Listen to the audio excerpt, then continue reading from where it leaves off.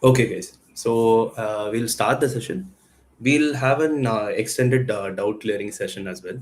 So don't worry about it. So if you want, you can put in your doubts in the comment box. So I'll do that as well. But before that, I'll just give a generalized introduction about myself, my background, and everything, my journey, and a generalized strategy about prelims as well as means, so that you get an idea about how to go about it, and then we'll start with the doubts. Okay. And I'll take up each and every doubts that are put out here, so don't worry about that as well. Okay. So to begin with, primarily, I'll just say a brief background about myself. So, I am an MBBS graduate. I graduated from Government Kadlur Medical College in Tamil Nadu. So, I graduated in 2022, and since then, I've been preparing for the civil service examination. So, from 2022 onwards, I prepared for 1 year, and then I gave my first attempt in 2023. Then, post giving my first attempt in 2023, I couldn't clear prelims. So after that, I started preparing for my next attempt, but I shifted from Chennai to Delhi, and I started preparing from Delhi. So I stayed in a place called Jamia RCA, Residential Coaching Academy. So I stayed there, and I was, preparing for my next attempt of 24. So unfortunately, I couldn't clear my second prelims as well in 2024. So that happened, and then what happened was, post that, what I did was I started preparing a lot for my mains, because I knew that prelims is my weakness, and I wanted to clear the exam at a stretch once I clear the first stage immediately. So I started preparing very well for my mains post my 24 prelims failure. Then in 2025, I gave my third attempt. I cleared my prelims. After checking my marks now, I got 97 marks. While the cutoff was 92, I got 97. So this was the first prelims that I cleared, and then the first mains and first interview that I gave, and I'm really happy to get a rank 7, which is it's a phenomenal rank, and something which I never expected. I was hoping to get into the list. Now I'm very happy that I'm getting my dream service as well, which is the IAS, and also in such a high rank. So this is a brief about my journey in general. Post that, talking about prelims strategy, main strategy, and interview strategy, we'll go in phases like that. Okay. So I'll take up the doubts at the end. Okay. So just stay tuned for the doubt session. I'll complete my brief strategy, and then you can ask your doubts. Fine. Okay. Uh, Coming to the prelims strategy, so I'm someone who had not cleared my first two prelims, and I, was obviously a bit, worried about the fact that I'm not able to clear prelims. And I was someone who was very much anxious to clear this first stage itself, so that I can, get into the mains thing, because prelims, as we know, prelims is not the actual game. The actual game is mains, and we have to be clearing it. So that is the major thing, and that is the one that is, actually going to give us the rank as well. So prelims is just an entry ticket that we are getting to actually play the actual game, which is mains. So to tackle this first stage, what one should understand is that all three stages are different: the prelims aspect, the mains aspect, and the prelims aspect, the mains aspect, and as well as your interview aspect. All three are very different things. So in that aspect, prelims is something which is very different, because it tests your calmness and your presence of mind in the exam hall in those 2 hours that they are giving you. So the first thing that prelims requires is that you have to be a calm person and a confident person.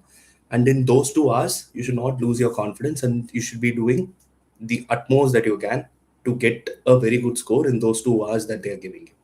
So for getting this characteristics, this traits of calmness, of confidence, what should you be doing? So for that, there are two major things. One is your knowledge part. So once your knowledge part is extremely strong, you will be getting that confidence. And the second is your execution part, how well you're performing on that day. Because I've seen people who have given multiple interviews, and suddenly when they go for another attempt, another prelims, they fail in prelims itself. Even selected candidates who give another attempt to improve their rank, they sometimes fail prelims. So just the knowledge part is not important, but the execution part of how you are, like executing it on the exam hall on that day, that also becomes very important. So we'll discuss in detail about these two parts, because I've made a lot of mistakes in both these parts for prelims, which is why I couldn't clear my first two prelims. But then I corrected both of these parts in my third attempt, and then I could clear prelims easily in this attempt. So the first is your knowledge part. So regarding knowledge, what you should be doing is first the books and the sources that we are following. So for prelims, what the thing is that many will have a lot of doubts on what sources they should follow, what books they should be taking, and all these things. The thing is, take at least 2 3 days for yourself, and after taking advice from a lot of seniors, just make a list of books that you'll be following and stick to that list. Because in my opinion, most of the sources that are available in the market, all of them are very good, but the thing is they are mostly duplicates of each other.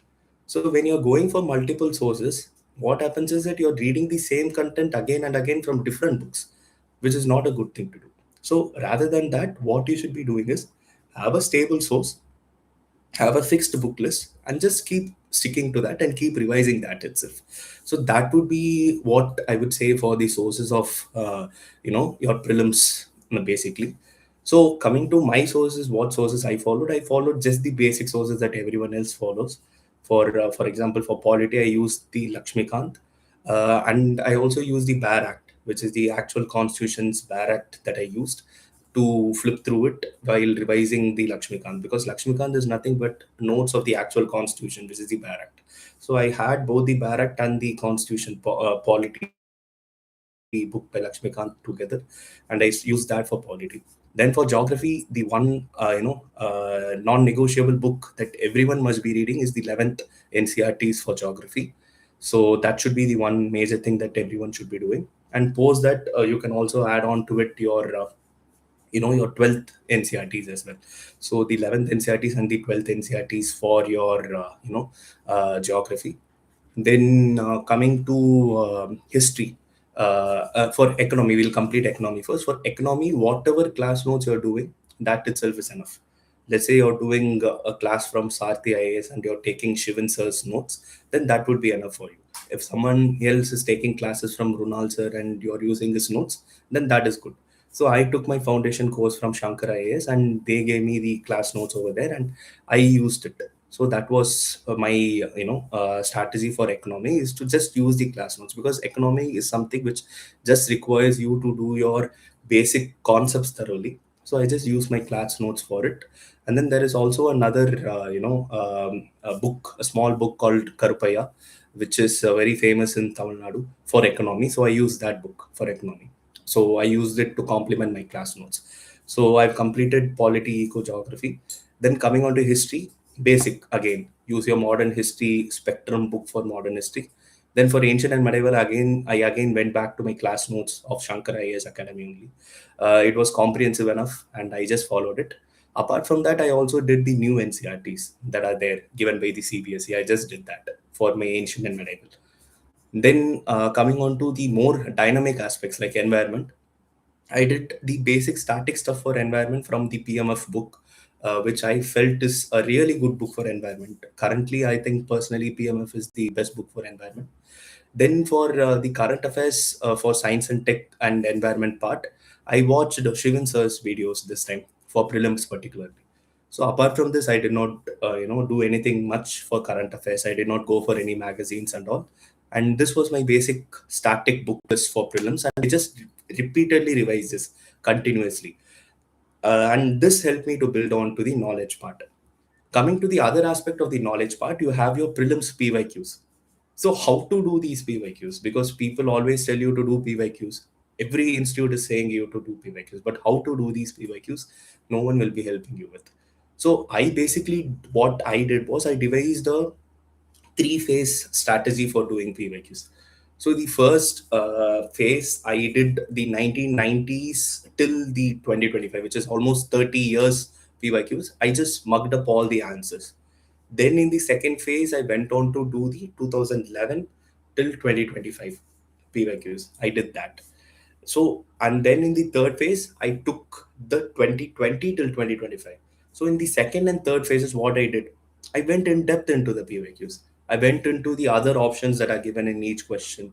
I formed cross paper linkages between this year's PYQ and another year's PYQ to form a consistent pattern that is being repeated.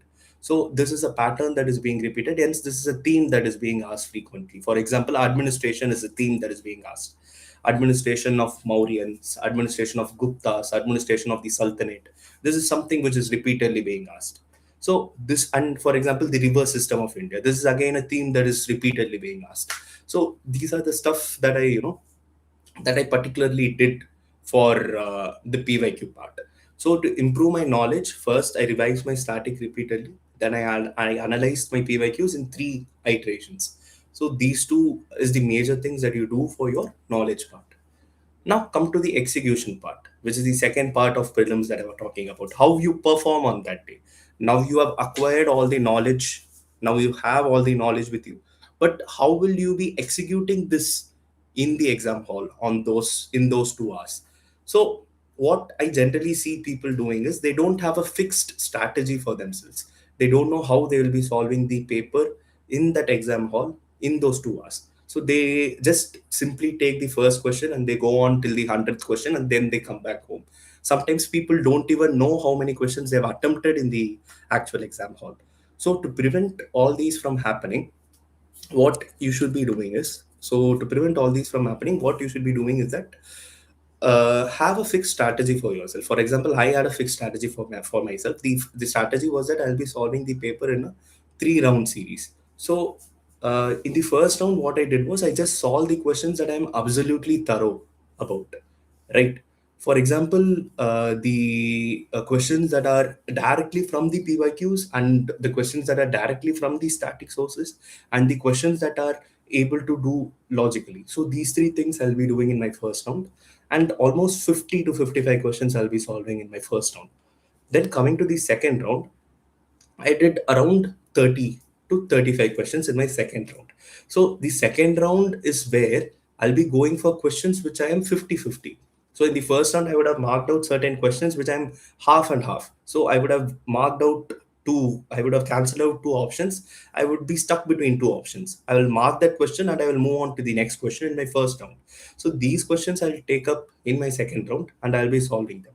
So the 50-50 questions, I'll be doing it in the second round, right? So this is something that I did in my second round. So first round, I'll do around 50 to 55 questions. Second round, around 30 questions.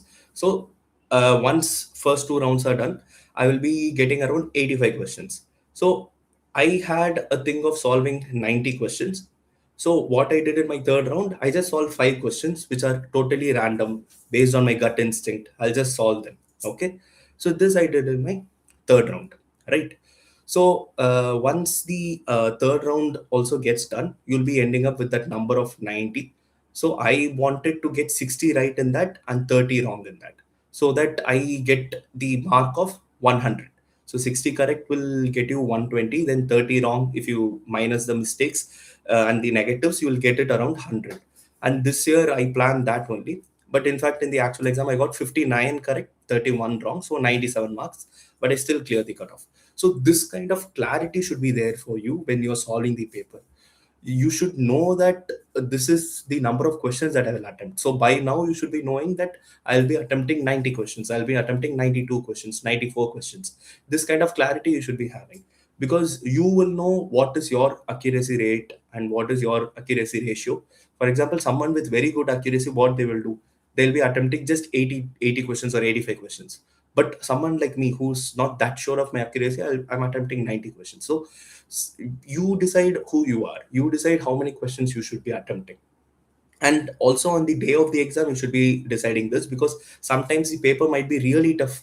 If the paper is really tough, then you should not be attempting 90 questions, but somewhat lesser number you should be attempting. But if the let's say the paper is very easy, then you should not stop at 90, you should be attempting more.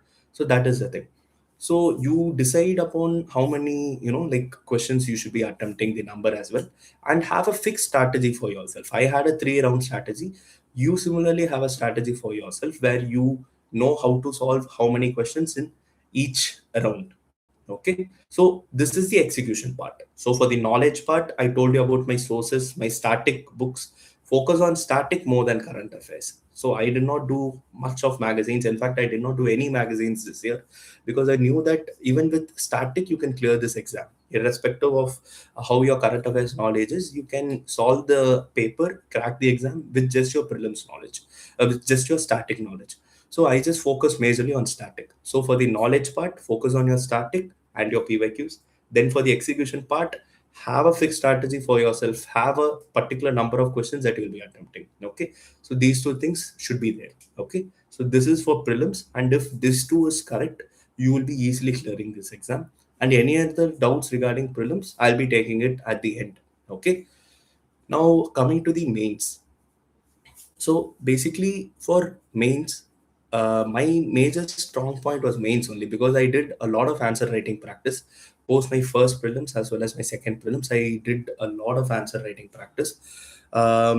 What one thing that I did differently than others, which might have worked for me, is that post my 2024 prelims failure, I did not start again to study prelims.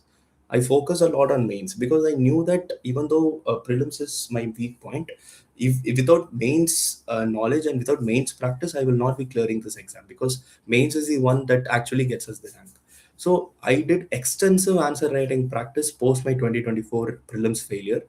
In fact, I wrote my 2024 mains not in the exam hall because I didn't qualify prelims, but I took the paper and I wrote a mock test in my home itself with the actual 2024 mains paper. So I was mains ready in 2024 itself. Then post that I wrote two test series of forum, MGP 2025 as well as MGP 2024. So I wrote two MGP test series between that those months of 2024 mains and till 2024 December. I did a lot of work in that period.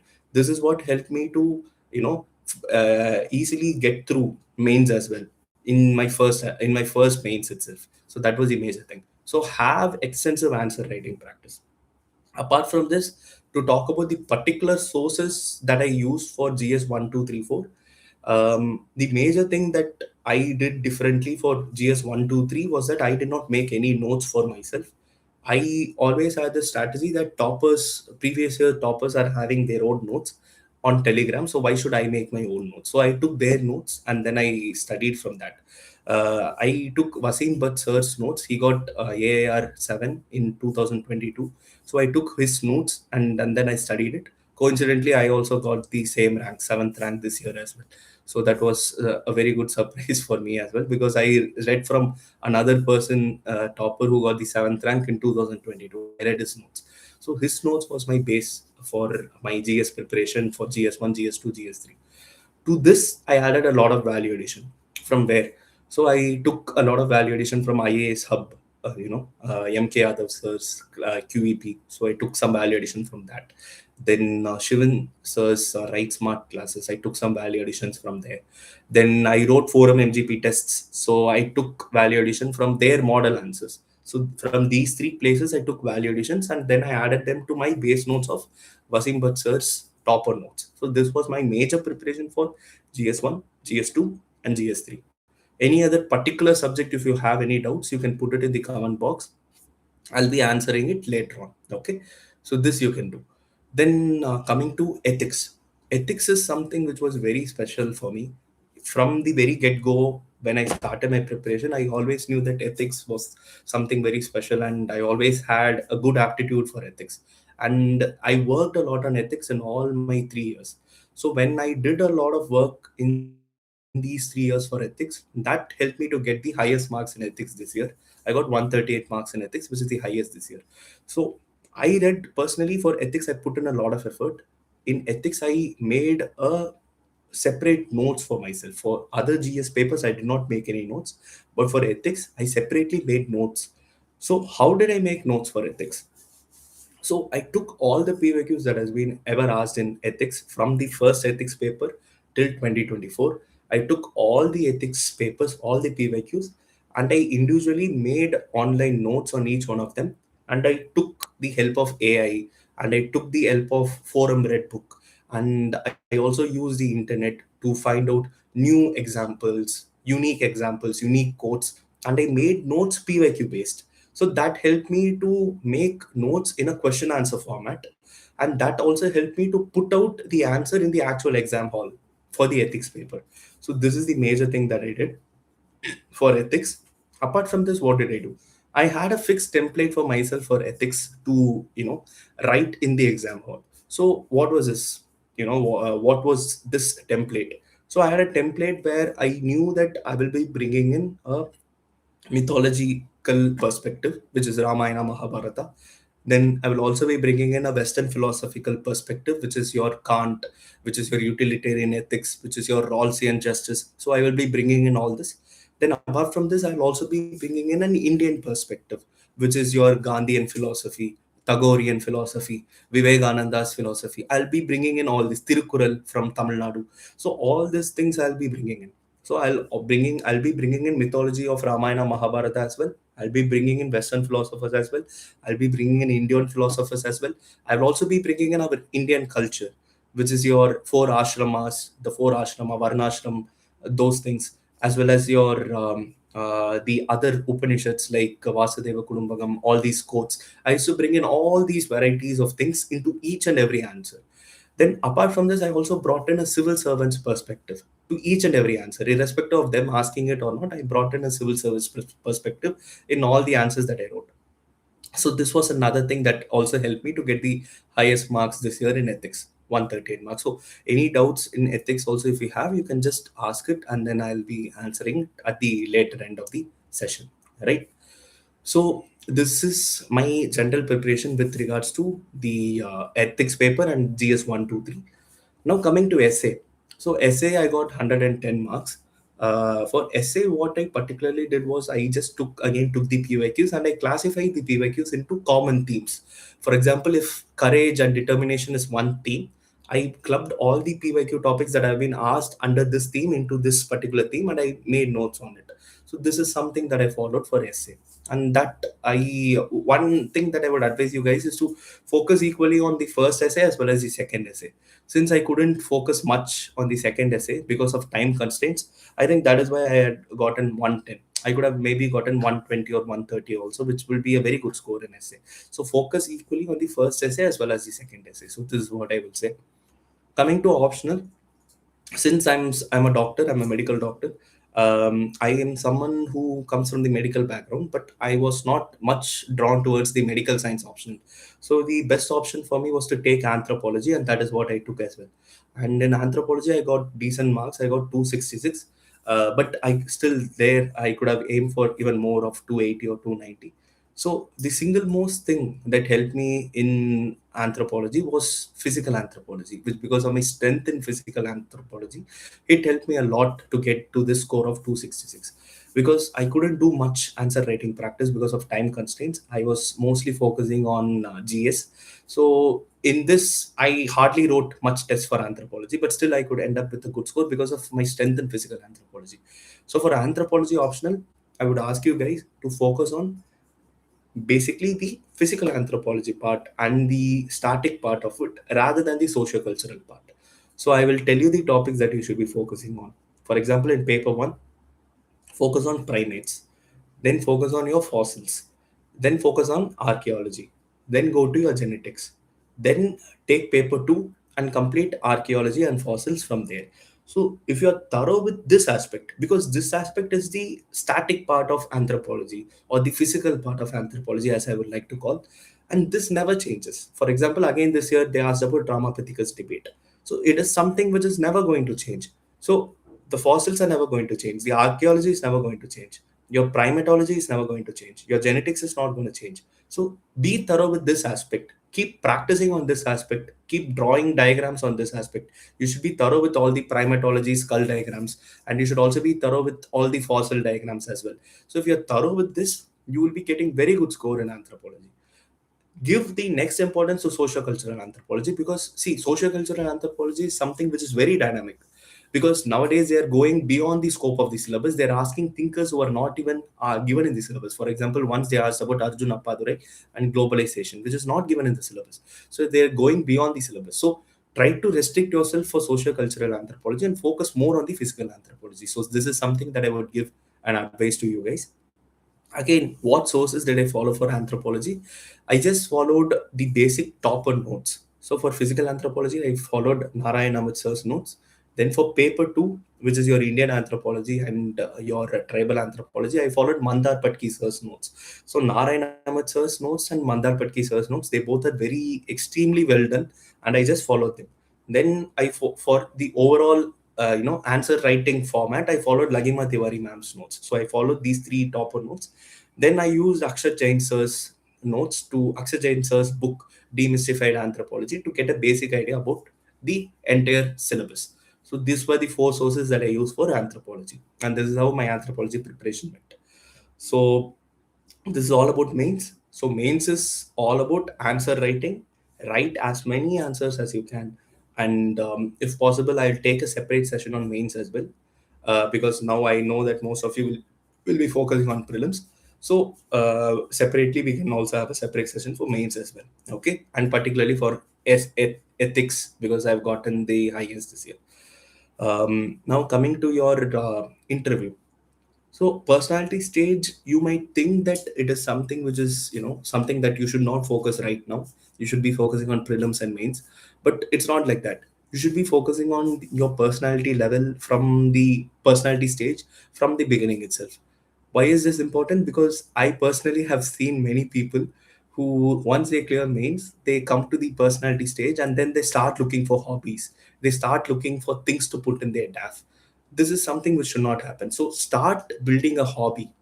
If you're someone who has played cricket in your school days, then start thinking of it as your hobby. If you're someone who has played music in your school days, then start thinking of it as your hobby. So I personally was a keyboard player and a musician, Carnatic musician during my school days. So that was my primary hobby as well for my personality test. So if you're someone who has a hobby, then start practicing your hobby. Or if you're someone who doesn't have a hobby at all, then start building a hobby slowly, because this is something which cannot immediately be developed post mains. So start doing it from now onwards. Okay.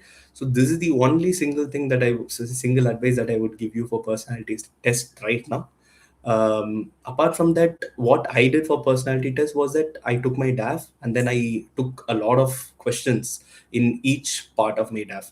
So for example, I'm from Chennai, so I took Chennai as a DAF keyword and I made a lot of questions on Chennai, starting from the climate of Chennai to the who's the MLA of Chennai, the geographical location of Chennai. Chennai is in the coastal area, so what is the climate conditions over there? So all these things I made a questionnaire. So this kind of thing I did for all the DAF keywords in my DAF. So this I did, right? And apart from this, what I did was I gave a lot of mock interviews in a lot of coaching institutes. I did that. And I also had a lot of mock sessions with my friends who were also giving an interview. For example, me and my friend, she also got a rank this year. Navneet got a rank 111. So what we used to do was we used to sit together and we used to question each other. I used to question her like an examiner. Then after her session was over, I used to go there. She used to come back, and then she used to ask me questions like an examiner, and I used to do this. So we did this every day, almost every day we did this, and it was not office. We were a group of people, and most of us cleared in that group as well. So what I'm trying to do is trying to tell to you is post mains, start developing your communication skills. Let's say Hindi is your medium of talking in the interview, then start speaking in Hindi. You have to start talking proper Hindi words. You have to use the proper Hindi administrative words. Let's say English is your medium of communication, then start talking in English. So decide on what is going to be your medium of interview and start talking in that language, because irrespective of whether it will be your vernacular language or your English, it should still be something that you're very proficient in. So start talking in that language so that your communication skills improves and you're also confident to speak to a group of people, right? So this should be there. So this is your basic preparation for your interview, right? So this was the basic individual strategies for prelims, mains, and interview. So now I'll go on to the question part. So I'll take up questions right now, so we can go into the questions. So if you have any doubts, you can ask in the comment box. I'll be answering them. Post this, I'll talk to you about various distractions, how to keep motivated, and all those things. So before that, I'd like to take some questions. Right? So ask your questions. Okay. So someone has asked me my strategy for CSAT. So CSAT was something which was not troubling me much. I got 78 around in my 2023 attempt. Then in 24 I got in 86 or something. Then in 2025 this year I got 114. So the marks has increased. So for CSAT, what I would tell you is, again, have a fixed strategy of how you will be solving the paper in the exam hall. So I had a fixed strategy for this. So my idea was that I will be solving all the reading comprehension questions in the first 40 to 45 minutes. Okay. So solve those 45 minutes, solve the reading comprehension questions. Then in the next half an hour, I'll be solving all the logical reasoning questions. So in 1 hour 50 minutes, you'll be completing all your questions, which is the reading comprehension and the logical reasoning. Then you will have 45 minutes for max, which you can sit properly. Aram say you can sit and then start solving it slowly, because max is something which we get very tense about when we are solving. So first complete all the easy part, which is the reading comprehension and the logical, then come to the max.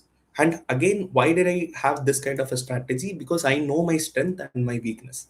My strength was reading comprehension and logical reasoning, and my thoda sa weakness was max was not my very big weakness, but compared to these two strengths, it was a bit weak for me, so I kept it at the third important. So first complete your strengths, then come to your weaknesses. So for you, what I would suggest is, particularly for CSAT, identify your strength and weakness, identify what is strong for you, whether it is reading comprehension or logical reasoning or max. You should know, if max is your strong point, then take max and then complete those questions first, then come to reading comprehension and logical. Okay. And then after identifying what your strength is, start increasing your accuracy in that strength. I know that the reading comprehension is my strong point. I started increasing my accuracy in reading comprehension by solving reading comprehension questions repeatedly. How did I do this?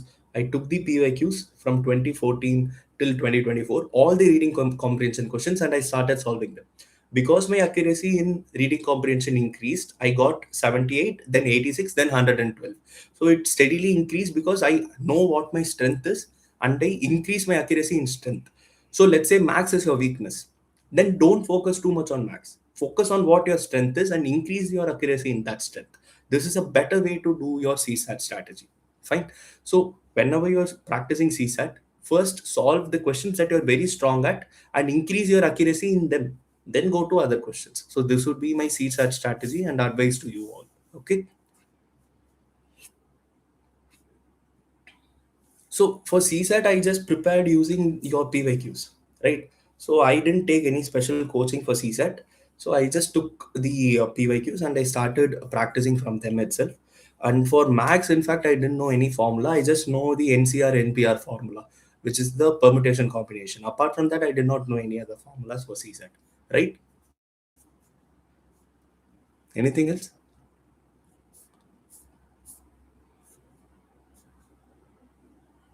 You can start putting your doubts.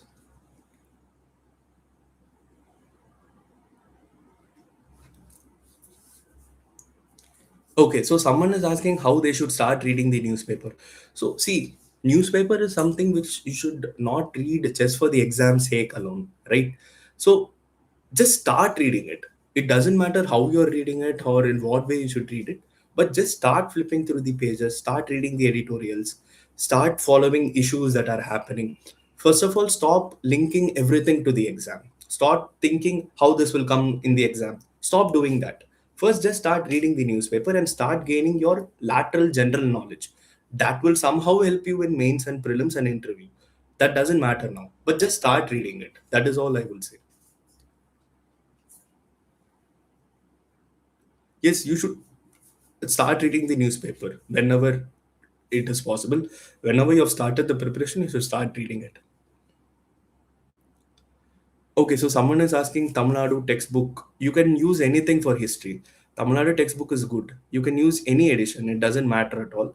I did not read the Tamil Nadu textbooks. I just did the NCERTs. That is also enough. So it is your choice. You can take any source that you want for history. Okay. There's another book called Poonam Dalal. You can take that as well. Anything you can take. Economica book, I referred a book called Karupaya. Okay. But mostly I relied on my class notes.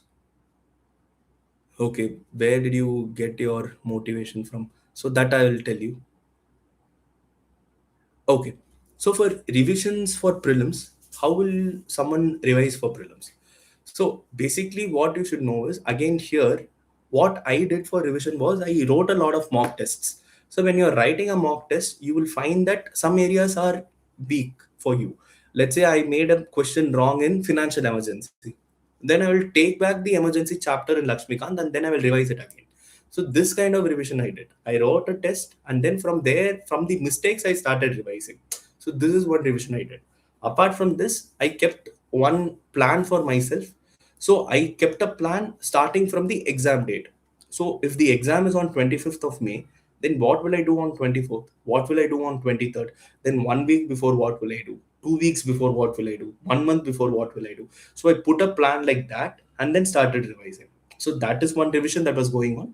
Apart from this, whenever I'm solving a mock test, whatever mistake I will make, I will have a mistake book and I will keep revising those mistakes again repeatedly so that I don't commit the same mistake in the next test. So this is something that I did. So the most important thing to clear pre that someone has asked, static knowledge, PYQ knowledge. These two things are the most important non-negotiable things that you should be having. Static knowledge, that too particularly in polity, economic, geography. You should not make any question wrong in these three subjects. If you do that, you will be clearing. Okay, I've talked about the revision. Okay, so for mains, how to do PYQ analysis? So for mains, again, what I did was I used the Civil's Dairy Micro Themes book. So they have divided the mains PYQ into various micro themes. So that is enough. So just take them and start writing the PYQs. Start seeing writing the PYQs. That is a good place to start your answer writing practice. Apart from that, you should be knowing all the answers and all the keywords that you'll be writing in each PYQ asked in mains GS, so that when something on the same lines is repeated, for example, there is a topic called civil services in GS2, right? And mostly the question that have been asked in the PYQs in this particular governance topic, it comes under governance in GS2. And mostly the PYQs that has been asked in this governance topic is very same in nature. And even in the future, if they ask a civil services question, the same answer can be repeated. So practice answer writing for all the PYQs that has been given and use this book, Civil's Daily Micro Themes. It is very useful for mains PYQs particularly. Okay. I have my YouTube channel. I have my own Telegram channel. In that, I'll be uploading my ethics notes soon. Post prelims, I'll be uploading it. You can check it out there. So it is ARR underscore AIR7. Maybe I'll just put it on the chat as well. So you can just take a look at that Telegram channel. So there, I'm also conducting a lot of prelims sessions. So you can maybe attend that as well. So that is there. I'll put it here soon on the chat. Okay. I'll upload my notes also there for ethics because I did not make notes for anything else. So active recall I didn't do for revision, but what I did generally was this thing. I wrote mock test and revised the mistakes. So that is something that I did. My ethics notes I will upload on my Telegram channel. Just if you don't have any hobbies, just focus on one hobby. Start developing that hobby. So PYQ analysis, I've told you, do it in three iterations. First iteration should be from 1990s till 2025. Just know the answers. Then second iteration from 2011 to 2025, go a bit in depth. Then from third iteration will be your 2010, 2020 to 2025. Just the last 5 years paper. In that, you should go very in depth into the question. You should know all the options that have been asked. Everything you should be knowing there. Fine. No, I was not working. I was just prepping for UPSC. Okay. How much did you invest on current affairs? I did not invest at all for current affairs, particularly prelims. What I just did was I just read the newspaper. That too, I didn't read it from the exam perspective, but I just did it normally. So for mains, what did I do? So I had the course called CAVA for Dipin Sir's classes. So I just used that as one single source for current affairs for mains. So apart from that, I didn't do anything particularly for current affairs at all for prelims. Particularly for mains, I did different service classes. Then for interview, again for interview you have to read your newspapers only. That is all. No, no, they don't reject candidates based on father name mismatch and all. So for mains, I did not. I told you right. Like I had multiple sources. So the major source was Wasim Butser's topper notes. I did not make any notes myself, but I used his topper notes. He got seventh rank in 2022. I used his notes. To that, I added some stuff from QEP of IAS sub MK Yadav sir's classes. Then something from Shivan sir's classes, and then some stuff from the forum MGP's model answers. So I added stuff from all these places to that basic notes. So this was my major, uh, mains notes. Apart from this, I did not make my own notes anywhere. Right? Any other questions? Okay. So someone is asking what is the difference between level of preparation in GS papers and optional subject. So see, GS papers and optional subject, in my opinion, you should be giving equal importance to both of them, right? You cannot be focusing too much on GS. This mistake I made. I focus a lot on GS alone without focusing much on the optional papers, and this reduced my marks in optional to 266. Otherwise, even AAR 1 could have been achievable. If I had gotten around 280 or 290 in optional, even AAR 1 would have been possible. So focus both equally on both the subjects, and you need not have a graduation level of knowledge in your optional. Just do your PYQs very well, have good answer writing practice, and have your PYQs thorough. So these three things is enough. Take your PYQs. You should know the answer to all the PYQs of your optional. You should be writing very good answers in your optional.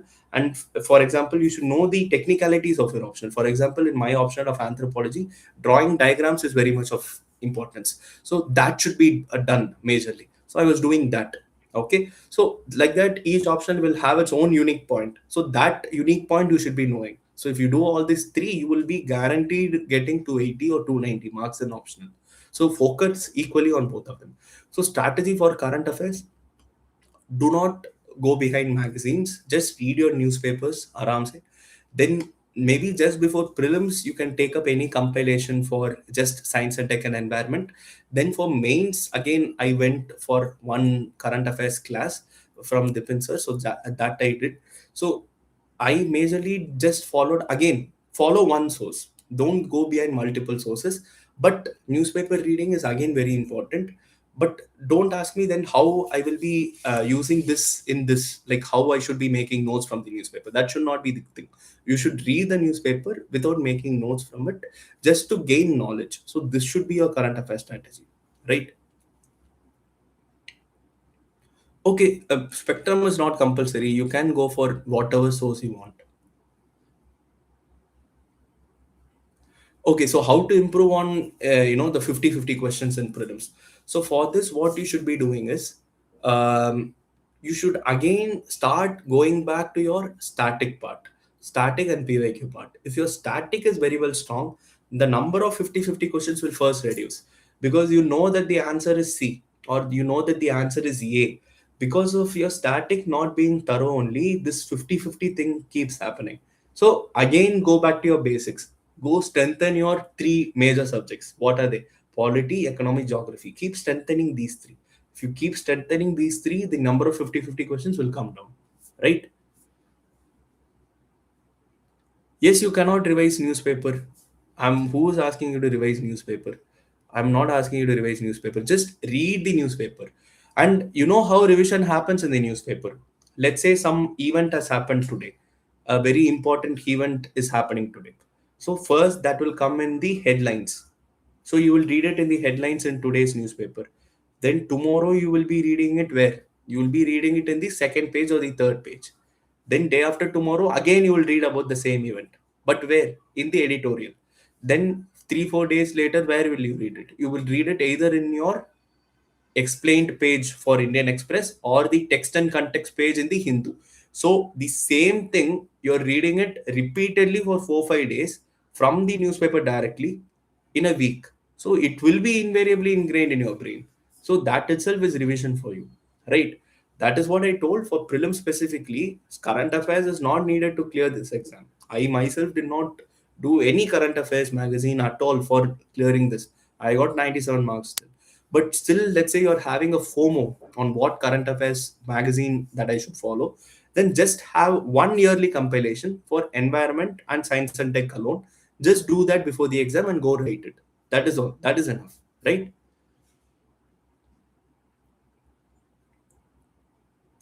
Okay. So for mapping questions, what should I do? For mapping, because this is a very good question, because mapping is a very, very important thing that is now increasing in number every year. So what you should do is, first you have to be thorough with your physical mapping, in the sense that you should know all the things that are given in the NCERT.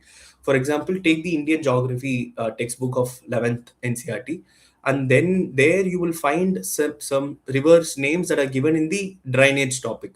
So in that drainage chapter, what all rivers name is given, you should know the drainage of it, the path of it, the tributaries of it, and everything.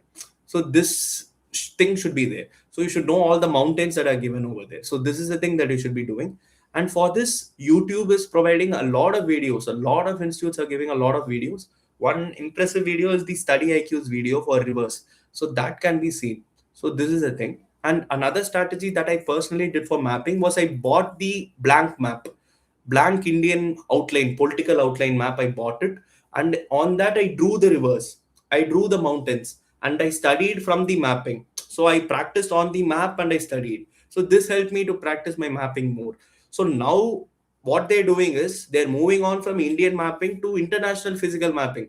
They're asking equator is passing through which lake, um, Andes mountain is passing through which countries. So you have to do this for the world map also. So buy the world map, buy the Indian blank map, and start practicing them, because this is the same thing which we did when we did it in our school days. The same thing you should be doing it again, and this will help you in getting good marks in mapping. I'm 27 years old. Any question? Any other questions? I'll Let me take some old questions as well. CSAT, I told you guys. Okay. Prelims, I told you the PYQs. Okay. So how to opt optional? So this is something, again, another question that people are asking. How should I choose an optional? Right. See, choosing optional is something which is very personal for each one of us. First thing is that it depends on your graduation. See, my graduation was medical science. So I chose an optional which is very similar to medical science, which is anthropology, because it has a lot of things which come under it, which is very similar to medical science. So I chose it, right? So this was my strategy of choosing it. So first thing, it should be somewhat nearer to your graduation, or something that you have an interest in, or you already have a knowledge. Second, it should be something that you're very interested in doing. Third, it should be something which is a very common optional. Let's say you're taking Tamil literature or Malayalam literature. So these optionals are very niche optionals which is only studied by few people. So rather, it is better to go with optionals that where you can find a lot of people doing it, because there only you will find a lot of test series, lot of teachers teaching it. For example, like sociology, anthropology. So it is always better to go with an optional like that. Then the fourth thing is that you should be going with an optional which has a good coaching and a good test series. So these four things you should be doing. Know your graduation, know your interest, see whether a lot of people are doing that optional, see whether teachers and test series are there for the optional, and then choose it. Okay.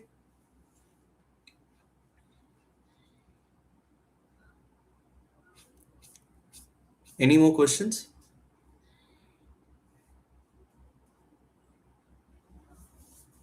Any other question? I'll put my channel. You can refer that as well.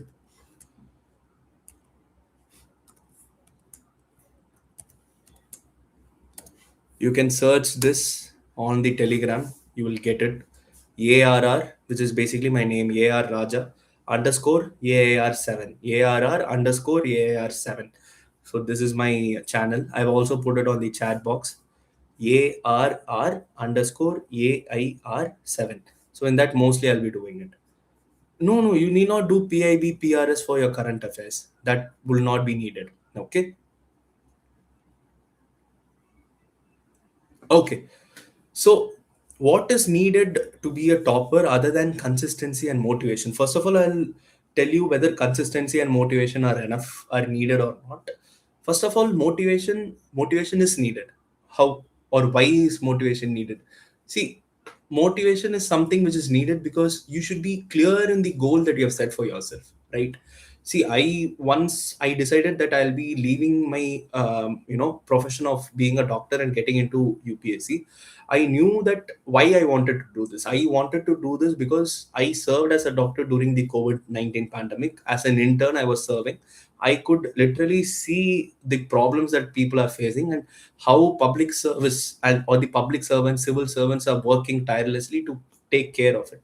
So this was something which was very inspiring for me. I was able to interact with a lot of them. I was able to interact with the health secretary of my state. So all this helped me to mold my consciousness towards the civil services. So this goal that I had set for myself was very clear within me. So this helped me to keep myself motivated. So motivation is very important, but how will you motivate yourself? Not by watching random topper talks or watching YouTube videos or watching labasna videos. No, these don't help you to keep motivated. You can motivate yourself by telling yourself the goal that you set for yourself and why you wanted to do this. The why is very important. The why part is very important for you. So be clear about the why part. Why am I getting into civil services? Because this is a question that sometimes other people will ask you, or else the interview panelists will also be asking you. So first, you be clear of why you want to get into civil services. When you're clear with this, you will automatically be motivated. So keep the motivation high. Coming to consistency, obviously it is important to be consistent, but I was not someone who studied 8 hours, 10 hours per day, 12 hours per day. No, what I did was I kept a target for myself on a weekly basis. So let's say this week's target is to complete fundamental rights, DPSP, fundamental duties, preamble, basic structure. So these 5 topics in polity I will complete in this week. So this is my target. So I will complete that target by that week. I did not study 10 hours per day, but some days I'll study 12 hours. Some days I'll just study for 1 hour or 2 hours or maybe 3 hours. It varied, but then I made sure that I completed the targets. So set weekly targets for yourself. That weekly targets should merge themselves into what? Monthly targets. Monthly targets should merge themselves into yearly target for your entire attempt. So this entire targets that you have set for yourself should be met with consistency. That consistency should be there. So apart from motivation and consistency, what does a topper do differently? They do nothing. There is nothing else that a topper does differently from an aspirant. An aspirant becomes a topper just because of one thing, just because of that one PDF that comes. That is all. Other than that, a sincere aspirant and the topper are the same thing. They both are consistent in their efforts and they both are motivated and they both study in the right direction. So, these 3 things is necessary. And if you are putting in these 3 things, even if it takes 2 or 3 attempts or even 4 attempts, you will be there in the list. There is no much difference between someone who is not there in the list and who is very sincere and someone who is there in the list. Okay. No, I'm not married. Sir, instead of reading newspaper, can I just read the monthly magazine? No, that I will never say. Even if you're reading monthly magazine, still you should go for the newspaper. Don't read it as a burden. Read it aram say, read it in a fun way. Don't read it as if it is a burden for you. Okay. So read everything in the newspaper. Don't just read the things that are needed for the exam. Read the political news, read the entertainment news, read the sports news. IPL is going on now. Look at what all is happening in IPL as well. Everything should be known to you, right? Current affairs preparation, as I told, read the newspapers thoroughly for all the three stages. For prelims specifically, if you want a compilation, maybe do an year-end compilation. Maybe Vision or someone else, you can do it. But I did not do it. Maybe you can do it. Again, for mains, I followed Dipin Sir's classes. Maybe you can follow again, the mains 365 maybe. But just one source, that is enough. Then for interview, obviously, you should be reading at least two newspapers. Economic survey and budget. So for economic survey and budget, I had a very good thing. I did not follow any coaching institutes notes or anything, or institute classes. I just opened our honorable finance minister ma'am's speech on YouTube. I opened it and I let her. I played the video in 2x. Then I also opened the budget on my other tab. Then I read the budget along with the finance minister ma'am, because it is like she is teaching us, right? So when someone like her is teaching, why do we need to go to another institute and then get the budget classes from them? So I just did it alongside with the finance minister ma'am's speech itself, and it was very useful for me. Okay, so how did I prepare anecdotes? So again, for essays, what I did was I took the PYQs of essays, I clubbed them into separate teams. So for courage, under courage, I will have 4 5 PYQ topics. So like that, I clubbed, and then I started preparing notes for each one of them. But anecdotes, generally, what I did was I watched a lot of movies and I read a lot of books. So I had my pop culture knowledge was very good. So from there, I took it. For example, this year there was a question, a essay topic of life is a journey. So I wrote that. So in that life is a journey a question, I wrote about Forrest Gump. So Forrest Gump is a movie that most of you would have watched. It was also remade into an Amir Khan's movie in Hindi. I'm forgetting the name. So it was remade as well. So I quoted Forrest Gump movie, and because I watched it, so I also quoted Life of Pi. So these anecdotes I quoted in my essay. So I watched a lot of movies and wrote and read a lot of books. So this helped me a lot. Okay.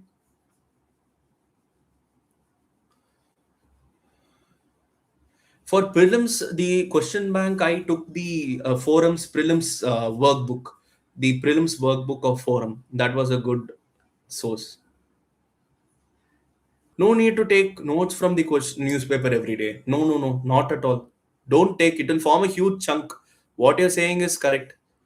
Uh, it will form a huge chunk. You cannot make newspaper notes every day. Just read it. Just reading it is enough. The life particularly has not changed here. See, the thing is, I am someone who is very the same as how I was before as well. Like I'm staying in the same house that I was staying before as well. Personally, for me, it has not changed a lot. Maybe once I get into Labasana and all, it will change much more. But I'm still the same person that I am. I'm still the same aspirant that I was. If my name was not in the PDF, I would have again studied for prelims with you guys. So it doesn't make much difference. That's what I'm saying. Just the PDF is the only thing that is different from me and a very sincere aspirant. It's just the thing. So anytime a sincere aspirant is there, he will be coming to this side once his name gets onto the PDF. So just wait for that moment. It will happen. Okay.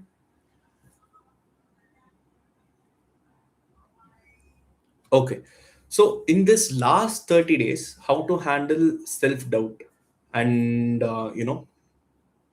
anxiety in this last 30 days. So we'll end the session with this one question. So basically, for this one thing, what self-doubt and anxiety when it comes in, the first thing that you should do is just humanize the exam. Just think of it as an exam. Don't think of it as something that is going to change your life. Just think of it as an exam. And what will you do for an exam in the last 30 days? You will revise. You will make sure that your syllabus is completed. So just focus on these two things. Just focus on these two things and keep doing this in the last 30 days. If your syllabus is not yet done, complete your syllabus as soon as possible. And then if your PYQs and if your revision is not yet done, start doing your PYQs and start revising as soon as possible. So this is the only thing that you can do now in the last 30 days. So don't think about what will happen if I fail the exam, what will happen if I clear this exam. No, don't think about all this. As I said, even toppers will fail the next year's prelims if they write it again. Let's say I write this year's prelims. there are high chances that I might fail. So it doesn't depend on how knowledgeable you are. No, it depends on how cool and composed and confident you are in the exam hall. And to become cool, composed, confident inside the exam hall, revision is important of your static subject. So keep revising your static subject, keep doing your PYQs in this last 30 days. Stop. If you keep doing this consistently, your anxiety will reduce. Trust me. Okay.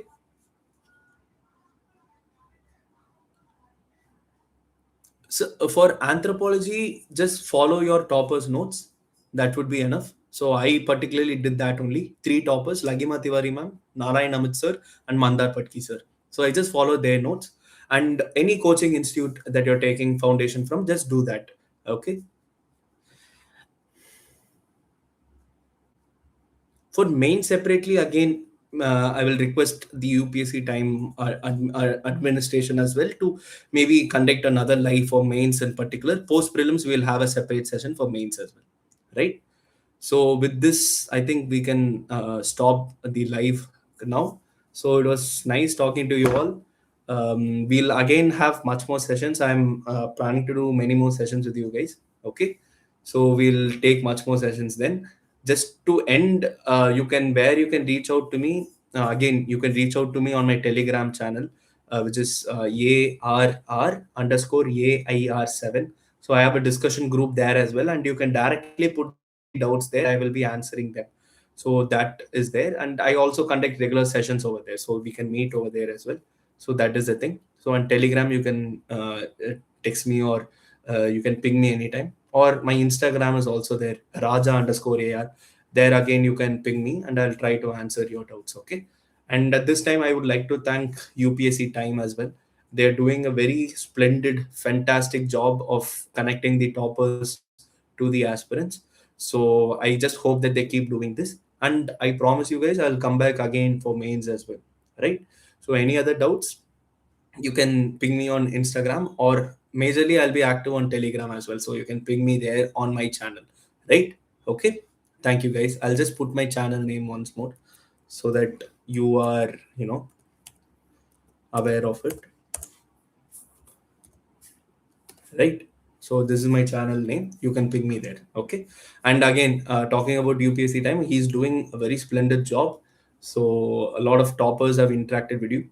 So don't be confused with a lot of topper talks. Take what works for you from each topper and then implement it yourself. Right? Why? Because you yourself are going to become a topper soon. So don't think that only the topper strategy works. Your strategy will also work, and tomorrow you will be talking here and will be sharing your strategy to other people. So don't worry about it. Keep having your motivation sky high in this last 30 days. You will do well. Okay. Three C's: calm, confident, and composed. Be these three C's in the next 30 days. Keep revising your static and PYQs. You will clear prelims. Okay. And I'll meet you guys for mains as well. Okay. I'll see you. Thank you. Good night, guys. Good night.